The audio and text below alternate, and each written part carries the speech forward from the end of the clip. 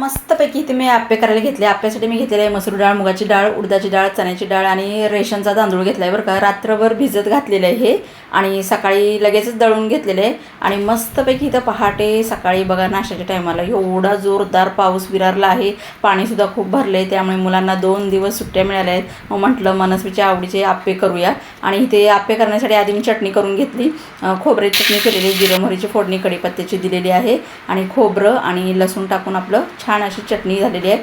खोबऱ्याची चटणी करून घेतली कारण काय गरमागरम आप्पे केल्यानंतर मस्तपैकी पटापट खाता येतात. इथे गाजर नको, कांदा नको अशी म्हणणारी मनस्वी. म्हटलं आता हिला अशा प्रकारे आपण खाऊ घालायचं म्हणजे तिला कळणारच नाही. इथे भरपूर कांदा आणि गाजर पण भरपूर घातले मी आणि ह्याच्यात थोडे पोहे भिजवून सुद्धा घालायचे बरं का. म्हणजे असं थोडं घट्टपणा येतो आणि सुंदर असं आप्याचं भांडं घेतलेलं आहे. तेल टाकून घ्यायचं ह्याच्यामध्ये आणि सुरुवातीला तुम्ही बघितलं असेल मी त्या पिठामध्ये थोडं चवीनुसार पाव चमचा सोडा घातलेला आहे बरं का. आणि ते वाटून झाल्यानंतर का नाही अगदी नुसतं 2 तासच मी ठेवले. 2 तास ठेवल्यानंतर लगेच करायला घेतले कारण काय जण 4-5 तास ठेवतात ना चांगला आता येण्यासाठी. तसं काय मी केलेलं नाही आहे. पण तरीसुद्धा एवढे छान डोसे झाले आप्पे झालेले आहेत तुम्हाला सांगू. एकदम पौष्टिक आणि हेल्दी बरं का.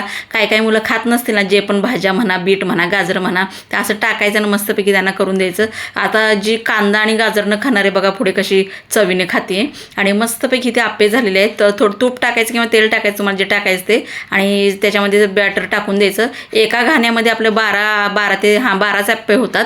आणि बघा कसले कलर आलेले ब्राऊन एकदम आणि एवढा खमंग सुटलेला का नाही. गरम गरम आप्पे आणि त्यात मुसळधार पाऊस आणि गरम गरम हे आप्पे खायला घ्यायचे बरं का. थंड झाल्यावर अजिबात चांगले लागत नाही. एकदम सुंदर झालेले, चटणीसुद्धा अप्रतिम झालेली.